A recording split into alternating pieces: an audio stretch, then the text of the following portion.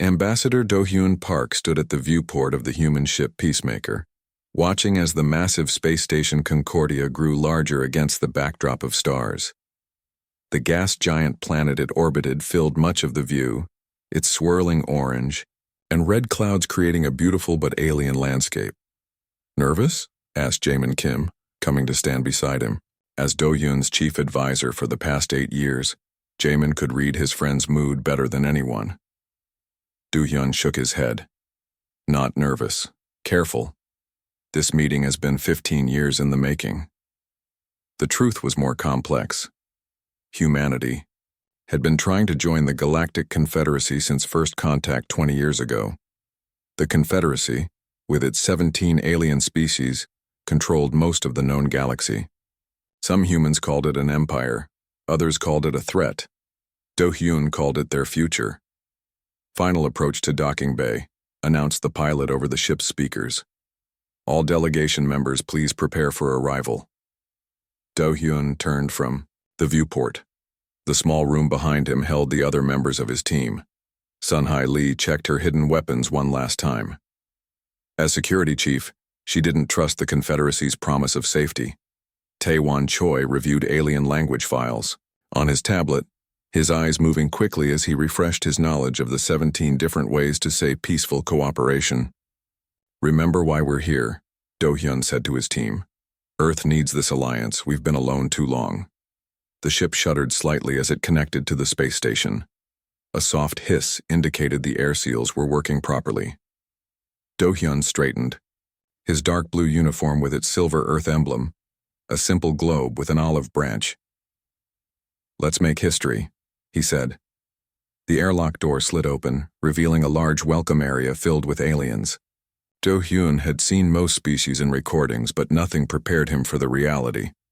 The tall, four-armed Arcturians with their golden skin, the floating Nebulans who had no solid form, just swirling gas contained in special suits, the insect-like Thespians whose clicking mandibles translated into speech, and at the front the Viridians. Their green-scaled bodies and multiple eyes made them look threatening, even in formal diplomatic robes. The lead Viridian stepped forward, towering over Do-hyun by at least 2 feet. "I am Supreme Commander Krax of the Viridian High Command," it said in heavily accented human English. "You are not welcome here, but protocol demands your reception." Do-hyun didn't let his smile falter. "Commander Krax, I am Ambassador Do-hyun Park of Earth. We are grateful for this opportunity to discuss Earth's membership in the Confederacy." Behind him, Sun-Hai tensed, ready for trouble. The Viridians' hostility was clear, but Do-hyun had expected this. The Viridians had voted against even meeting with humans every time it came up in the Confederacy Council. An Arcturian moved forward, its 4 hands making graceful gestures of welcome. "Ambassador Park, I am Representative Zul. Please ignore Commander Krax's poor manners. Many of us have looked forward to this day." The welcome party moved through the station toward the meeting chambers. Do-hyun noticed the station's design accommodated all the different species. Wide corridors for the larger aliens, special gravity sections for those from heavy worlds, and temperature-controlled areas for species with different needs. Tae-Won walked close to Do-hyun, whispering, "The Viridians have twice as many guards as protocol allows. Something doesn't feel right." "Noted," Do-hyun replied quietly. "Stay alert but friendly." The main conference chamber was a large circular room with a round table. Each seat was designed for the different body types of the Confederacy species. The human seats looked like an afterthought, standard chairs placed at the table's edge. As everyone took their places, Do-hyun felt the weight of the moment. Humans had spread through their solar system but were blocked from going further by Confederacy boundaries. This meeting could change everything, opening the stars to humanity or locking them in their small corner of space forever. "The 94th session of the Confederacy Membership Council is now in session," announced a computerized voice in multiple languages, reviewing application, planet Earth, Sol system, Western Spiral Arm. For the next 4 hours, Do-hyun presented Earth's case. He showed humanity's technological achievements, their art and culture, their willingness to follow Confederacy laws. He answered difficult questions about human history, about wars and conflicts. Yes, humans have fought each other, he admitted when Commander Krax brought up Earth's violent past. But we've learned from our mistakes. We haven't had a global war in over a century. A mere moment in cosmic time, Krax responded with clear disgust. Your species is dangerous and unpredictable. The Confederacy thrives on order and stability, Representative Zoll of the Arcturians countered. Yet it is that very unpredictability that has led to their rapid advancement. They've achieved in centuries what took most of us millennia. The debate continued, with most species seeming interested, or neutral. Only the Viridians openly opposed humanity's membership. When the first day's session ended, Do-hyun felt cautiously hopeful. As the delegation walked back to their assigned quarters, Jaemin analyzed the meeting. 8 species seem supportive, 6 are neutral, 2 appear concerned, and the Viridians want us gone. Not bad odds, Sunhai said. They passed through a less used corridor, taking a shortcut to their rooms.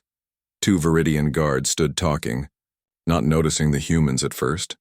Tae-wan, whose translator was more advanced than standard models, suddenly stiffened. Keep walking normally, he whispered to the others, but they just mentioned something called protocol excision, and then, your name, Ambassador. Do-hyun nodded slightly, maintaining his pace. When they reached their quarters, he called his team together. We need to know what protocol excision is, he said. Tomorrow, I'm going to ask directly in the session. Sunhai looked worried. That might be dangerous. Let me investigate quietly first. No time, Do-hyun replied. I've studied the Viridians. They respect direct confrontation more than sneaking around. If this protocol involves Earth, we have a right to know. That night, Do-hyun recorded a message to Earth's president. First day went as expected. Most species are open to our membership. The Viridians remain hostile, but they're just one vote of 17. There's something called protocol excision I'll be asking about tomorrow. I'll update you after the second session. He didn't know these would be his last words to Earth's leaders. In his private room, Commander Krax was also sending a message. The humans know about protocol excision. The situation is compromised. Request immediate authorization to implement the protocol. The response came quickly. Authorization granted. No witnesses. Krax's multiple eyes blinked in satisfaction. Tomorrow, the human problem would be solved, permanently. Do-hyun fell asleep hopeful about the next day's negotiations, unaware that he had less than 12 hours to live. Morning on Concordia Station was not like morning on Earth. There was no sunrise, only the changing of the lights from night dim to day bright. Do-hyun woke early, reviewing his notes for the second day of negotiations. Today he would ask about protocol excision. Are you sure this is wise? Asked Jaemin as they ate breakfast in their quarters. The food was designed to look like Earth meals, but tasted slightly wrong. Diplomacy is about honesty, Do-hyun replied. If they're hiding something that affects Earth, we need to know. Sunhai checked her small hidden pistol. It was barely larger than her palm, but could fire 3 shots before needing to cool down. I've doubled our security recordings. If anything happens, Earth will know. The 4 humans walked together to the meeting chamber. Do-hyun noticed more Viridian guards in the corridors than yesterday. Their scaled hands rested on weapons. Their multiple eyes followed the humans with cold attention. They know something, whispered Tae-wan. The other species are avoiding us. He was right. Yesterday, several alien representatives had stopped to chat with the humans. Today, they hurried past with quick nods or no acknowledgement at all. The main chamber felt colder when they entered. Do-hyun took his seat at the round table. Commander Krax sat directly across from him, the Viridian's green scales shining under the bright lights. The 95th session of the Confederacy Membership Council is now in session, announced the computerized voice. Before the scheduled topics could begin, Do-hyun raised his hand. I request to speak on an urgent matter. The chamber went quiet. Even the floating nebulans, who always moved slightly, became still. The human may speak, said the council leader, a tall Vespian whose insect-like features were impossible to read. Do-hyun stood, making eye contact with each species representative. During yesterday's proceedings, my team overheard mention of something called protocol excision. As this was mentioned in connection with Earth's application, I formally request information about this protocol. The silence deepened. Commander, Krax's scales changed color slightly, darkening with what Do-hyun recognized as anger. This session is temporarily recessed, announced the council leader suddenly. We will reconvene in 2 hours. As the aliens filed out, Representative Zol of the Arcturians approached Do-hyun. The golden-skinned alien used one of its 4 hands to pass him a small device. You've uncovered something they wanted hidden, Zol whispered. Protect yourself. They will try to silence you. Before Do-hyun could ask questions, Zol walked away quickly, joining the other departing aliens. Back in a small meeting room near their quarters, the human team examined the device.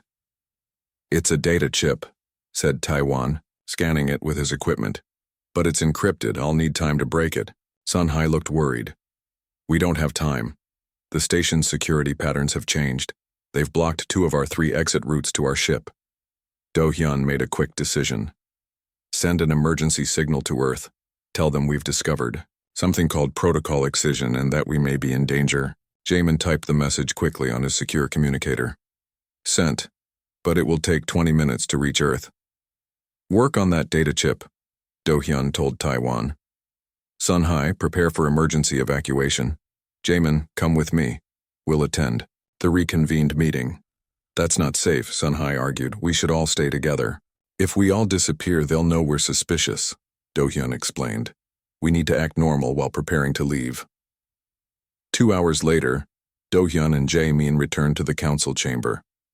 Only half the alien representatives had returned. The Viridians were there in force, with Commander Krax flanked by 4 armed guards. The council has reviewed your question, said the Vespian leader, mandibles clicking. Protocol excision is a classified security matter and not relevant to Earth's application. Do-hyun stood again. With respect, if it involves Earth, we have a right to know.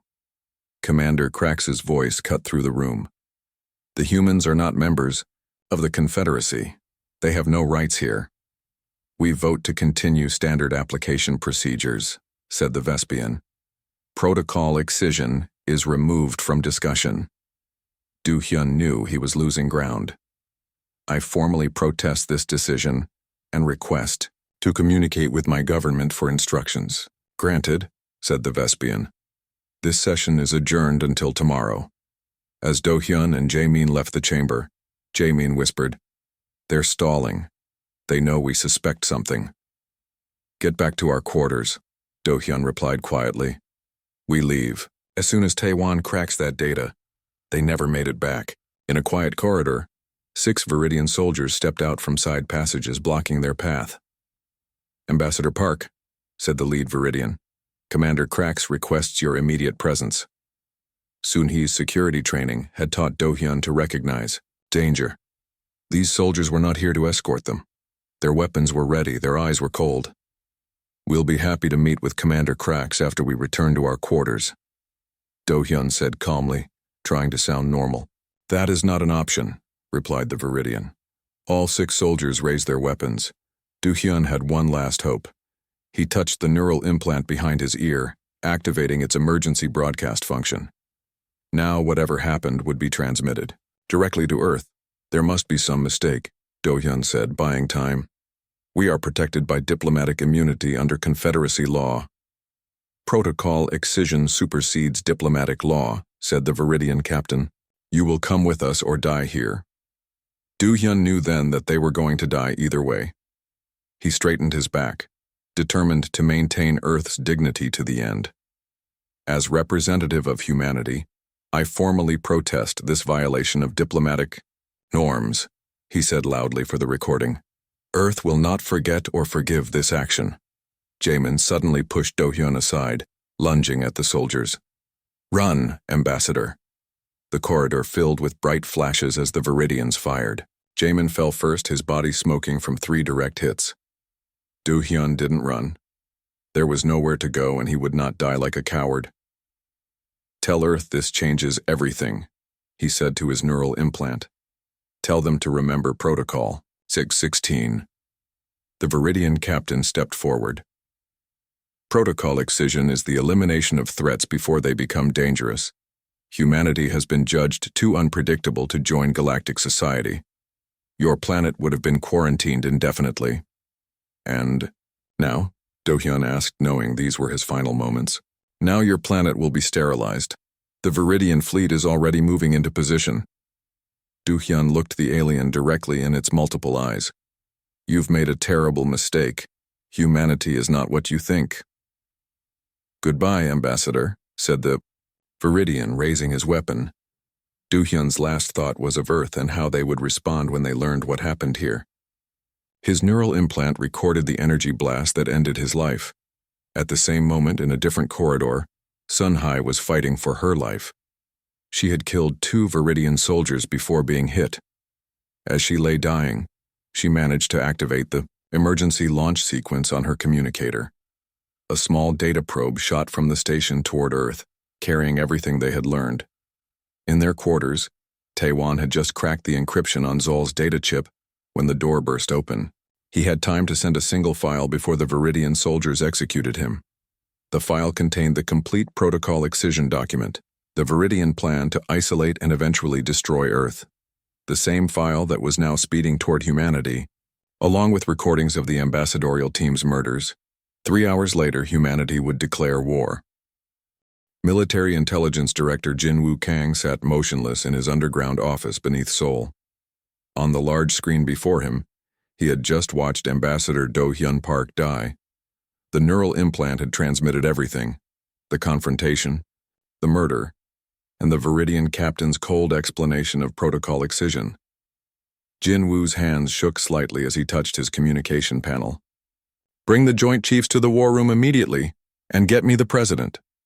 20 minutes later, Jin-Woo stood before the most powerful military and political leaders on Earth. President Seon-young Park's face was gray with shock and anger as the recording ended. "Play it again," she said quietly. "I want everyone to see exactly what happened." They watched in silence as Ambassador Do-hyun died a second time. His final words echoed in the room. "Tell them to remember Protocol 616, President." Park turned to Jin-Woo. "Explain Protocol 616. Jin-Woo opened a secure tablet. "After first contact 20 years ago, we created contingency plans for various scenarios. Protocol 616 was designed for the worst case, if we discovered that alien civilizations intended to destroy humanity." He pressed a button, revealing a holographic display of the solar system. Hundreds of small dots appeared, scattered throughout space. "For the past 15 years, we've been building the Artemis fleet in secret. 200 warships hidden in asteroid fields, behind moons, and in deep space. We used minimal communications and stealth technology to keep them hidden from Confederacy. Sensors." The military officers looked stunned. Only the highest-ranking officials knew about the Artemis fleet. "The ships are equipped with technology we reverse-engineered from crashed alien vessels," Jin-Woo continued. "We've enhanced it with human innovations. The Confederacy thinks we're decades behind them technologically. They're wrong." President Park stood up, her decision made. "How quickly can we mobilize?" "The fleet is always ready," Jin-Woo replied. "We can strike within 3 hours." The president nodded. "Activate Protocol 616, full mobilization. I want the Artemis fleet ready to jump as soon as I give the order." Jin-Woo pressed his hand against a scanner. A series of coded signals began transmitting from hidden relay stations throughout the solar system. Every human military installation went to maximum readiness. "What about the Viridian threat to sterilize Earth?" asked the defense minister. "According to Sunhai's data probe, their fleet is still gathering," Jin-Woo said. "They don't expect us to know what happened for days, and they don't believe we could respond even if we did know." "Their mistake," President Park said grimly. Across the solar system, hidden ships received the activation codes. On Mars, underground hangars opened. On Europa, ice sheets slid apart to reveal launch bays. In the asteroid belt, warships detached from mining operations that had served as perfect covers. Aboard the UES Retribution, the largest ship in the Artemis fleet, Admiral Hyun-Sik Ryu reviewed the footage from Do-hyun's neural implant. The two men had grown up together in the same neighborhood in Busan. They had played together as children. Now his friend was dead, murdered by aliens who thought humans were too dangerous to live among the stars. Perhaps they were right to fear us, Hyun-shik said softly. He turned to his officers. Prepare all ships for jump. We launch in 2 hours. On Earth, President Park addressed an emergency session of the United Nations Security Council. Representatives from all nations watched the recording of the ambassador's murder. The vote that followed was unanimous. For the first time in human history, Earth declared war as a unified planet. We will strike from 17 different vectors, explained Jin-woo to the world leaders. The Viridians expect us to be primitive and disorganized. They don't know that we've mapped their territories and defensive positions for years. President Park's voice was steady as she recorded humanity's formal declaration of war. It would be transmitted on all frequencies, in all known languages of the Confederacy. You have shown us what kind of galaxy this is. Now we will show you what kind of species we are. In the final hour before attack, Jin-woo met privately with President Park. We recovered one more transmission, he said, from the xenolinguist, Taiwan Choi. He managed to decode the data chip given to them by the Arcturian representative. He displayed the contents on a secure screen. Protocol excision was created by the Viridians, not the entire Confederacy. Several species, including the Arcturians, opposed it. The Viridians pushed it through using false intelligence that painted humanity as a future threat. Will this change our plans? Asked the president. Jin-woo shook his head. No. We'll target Viridian military assets primarily, but we can't take chances with any Confederacy forces that might support them. What about potential allies? She asked. The Arcturians tried to warn our people. We've identified their territories, Jin-woo replied. We won't strike there unless attacked first. Across Earth, citizens were still learning about the murder of their diplomats. News channels showed Do-hyun's face explaining how he had died trying to protect Earth. Grief turned to anger and anger to resolve. Recruitment centers were flooded with volunteers. In orbit around Earth, the last civilian ships were grounded. Space traffic was restricted to military vessels only. Defense systems that had been built in secret were activated, creating a shield around the planet. With 30 minutes remaining, Admiral Hyun-shik addressed the crews of the Artemis fleet from the bridge of the Retribution. Today we fight not just for vengeance but for survival, he said. His voice transmitted to every ship. The Viridians planned to eliminate our species simply because they feared our potential. They were right to be afraid. His officers stood at attention as he continued. Ambassador Do-hyun believed humanity deserved a place among the stars. He died for that belief. We will honor his memory by securing humanity's future among those stars, not as supplicants begging for membership, but as a power that cannot be ignored. The final minutes ticked down. Across the solar system, jump engines powered up. The ships of the Artemis fleet prepared to travel faster than light, using technology the Confederacy didn't know humans possessed. On Earth, President Park stood in the war room, watching the countdown. When it reached 0, she gave the final order for Earth, for humanity, attack.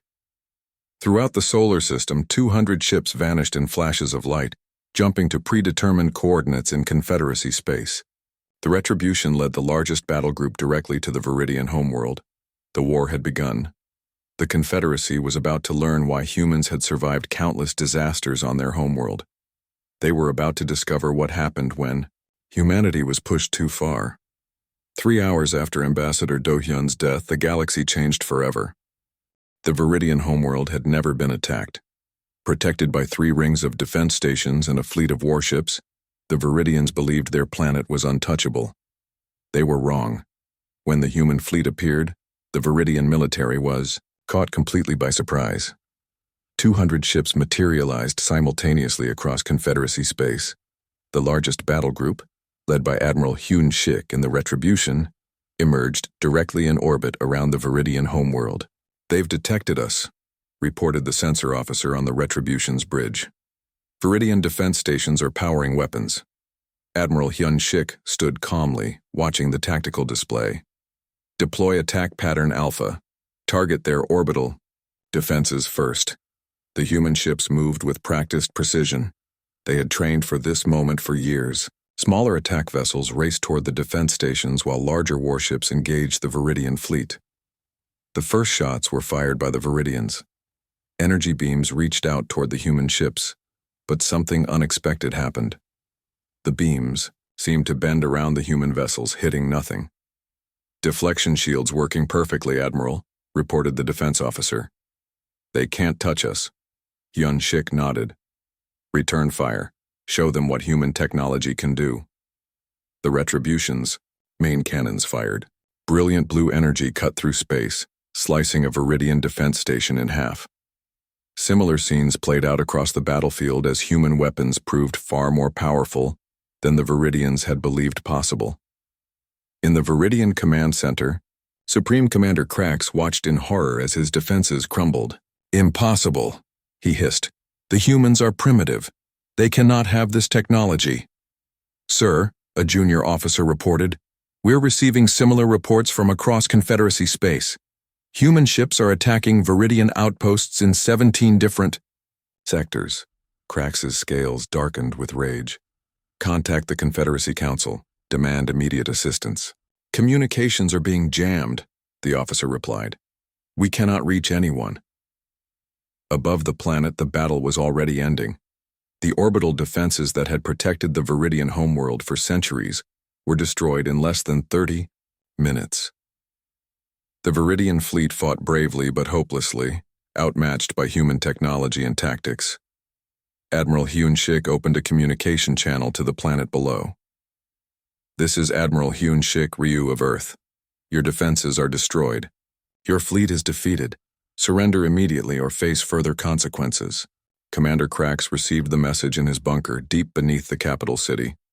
"We will never surrender to primitives," he replied. "The Confederacy will destroy you for this attack." "The Confederacy is busy with its own problems," Hyun-Shik responded coldly. "You are alone just as you planned to leave Earth alone after you destroyed it." He cut the communication and turned to his officers. "They refuse to surrender. Begin the ground assault."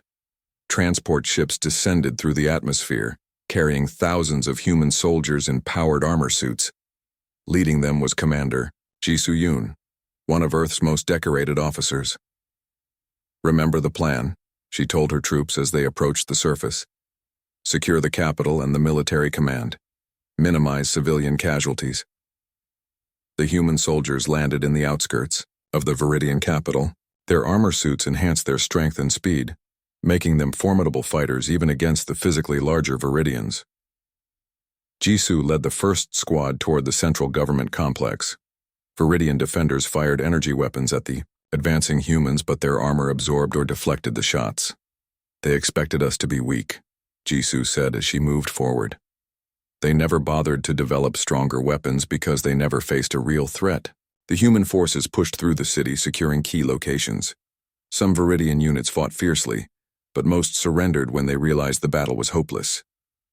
Within 3 hours, Jisoo's forces reached the central government complex, where Commander Krax had established his last defense.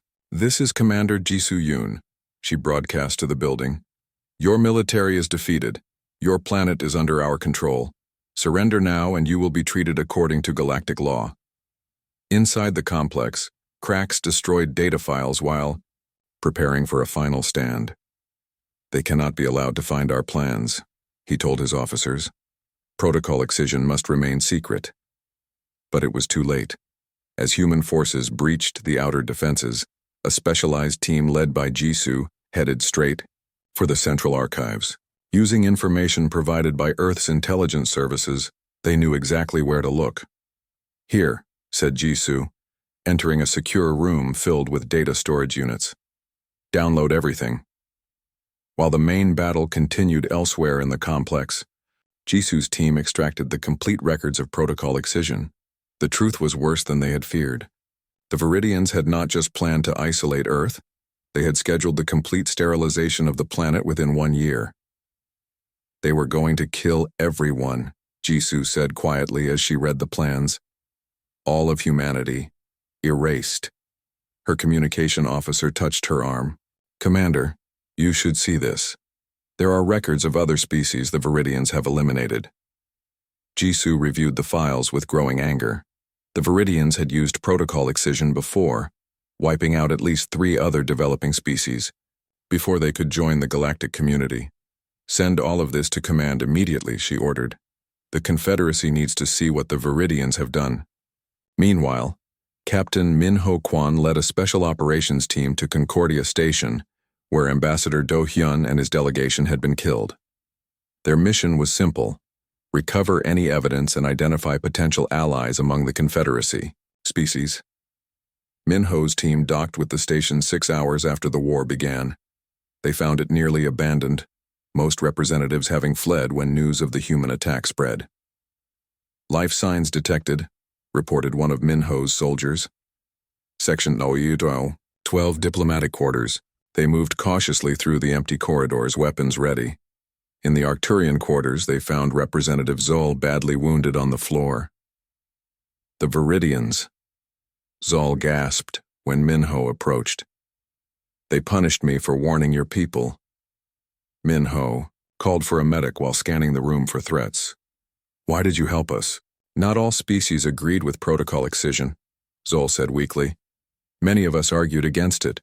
The Viridians forced it through with lies about human aggression. As Min-ho's medic treated the Arcturians' wounds, Zol continued.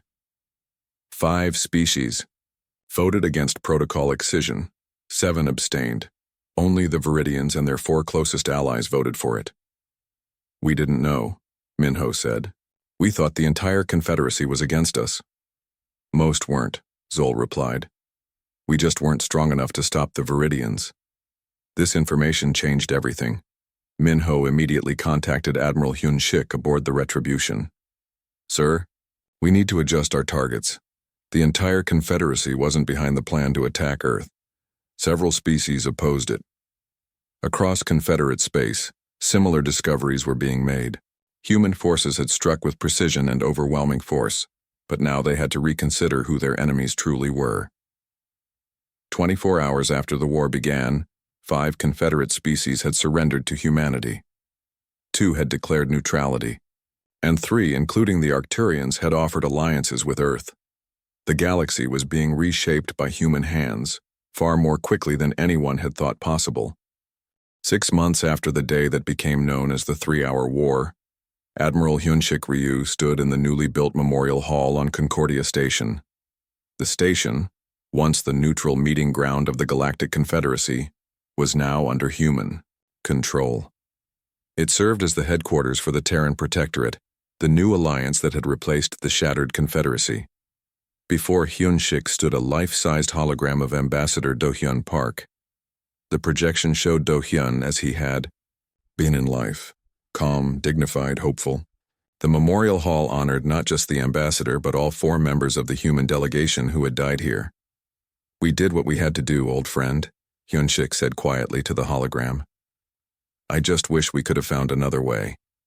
He turned as the doors opened behind him. President Seon-yong Park entered, accompanied by representatives from 7 alien species. The president, now recognized as the first leader of the Protectorate, nodded respectfully toward the hologram before addressing the gathering. In one day everything changed, she said. What began as a peaceful request for membership ended in war. But from that tragedy we have built something new, something better. The alien representatives, including Zol of the Arcturians, moved forward to place memorial tokens below the hologram. Each token represented their species' commitment to the new alliance. The old Confederacy was built on fear and control. President Park continued. The Terran Protectorate will be different.